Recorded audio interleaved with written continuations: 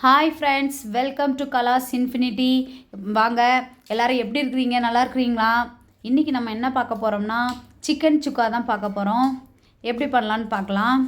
அதுக்கு முன்னாடி எனக்கு சப்ஸ்கிரைப் பண்ணுங்கள். வாட்ச் பண்ணுறவங்க எல்லாம் பாதி பேர் வந்து சப்ஸ்கிரைப் பண்ணாமல் பார்த்துட்ருக்குறீங்க. ப்ளீஸ் சப்ஸ்கிரைப் பண்ணுங்கள். வாங்க வீடியோக்குள்ளே போகலாம். இப்போது நம்ம சுக்கா செய்கிற பாத்திரம் எடுத்துகிட்டு அதில் வந்து நல்லெண்ணெய் விட்டுருக்குறேன். நல்லெண்ணெய் செஞ்சால் நல்லா டேஸ்ட் நல்லாயிருக்கும். அதனால் முடிஞ்சளவு கொஞ்சம் நல்லெண்ணெயிலே செஞ்சு பார்த்துக்கோங்க. ஒரு ஸ்பூன் சீரகம் போட்டிருக்கிறேன். இப்போ வந்து அடுத்து வந்து ஒரு ஸ்பூன் சோம்பு போடுறேன். 1 kg சிக்கன் எடுத்துருக்குறேன்னா நல்லா 1 ஸ்பூன் போட்டிருக்கிறேன். அப்புறம் ஒரு 5 பச்சை மிளகா எடுத்துகிட்டு நீளமாக கட் பண்ணி போட்டிருக்கிறேன். இப்போது பெரிய சைஸ் 2 பெரிய வெங்காயம் எடுத்து சின்னதாக கட் பண்ணி அதையும் சேர்த்துருக்குறேன். நல்லா வதங்கட்டும். நல்லா சின்னதாக கட் பண்ணிக்கோங்க. நல்லா வதங்கட்டும்.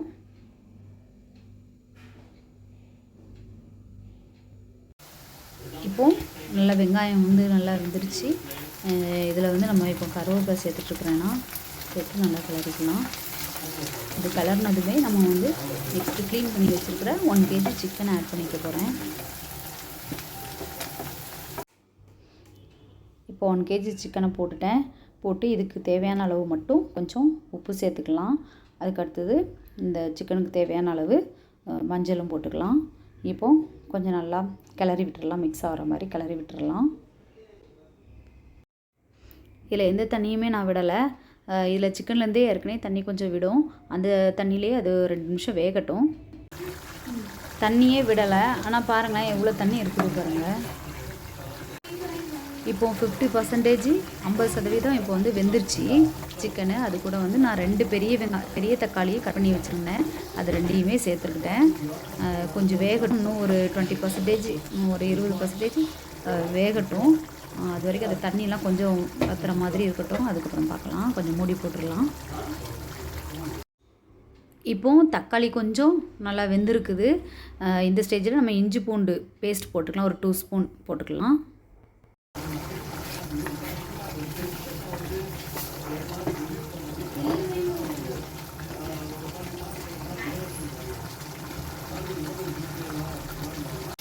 இப்போ பாருங்கள், நல்லா அந்த தண்ணிலாம் வந்து நல்லா சுண்டி வந்து நல்லா எண்ணெய்லாம் பிரிஞ்சிருச்சு. இந்த ஸ்டேஜில் நம்ம வந்து இப்போ மசாலாலாம் ஆட் பண்ணிக்கலாம். சூப்பராக வந்துருச்சு.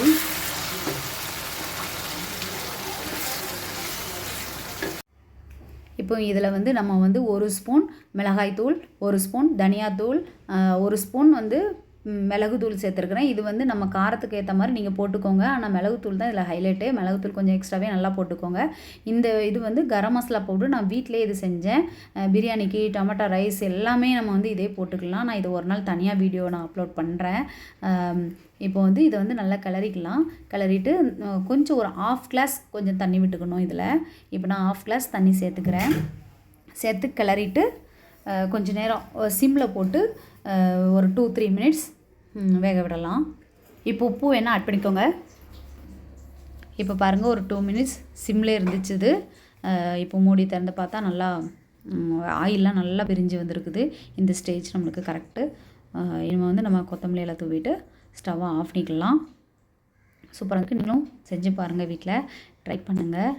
சூப்பராக வந்திருக்கு சுக்கா. பெப்பர் மட்டும் உங்களுக்கு தேவையான நீங்கள் காரத்துக்கு தகுந்த மாதிரி போட்டுக்கோங்க.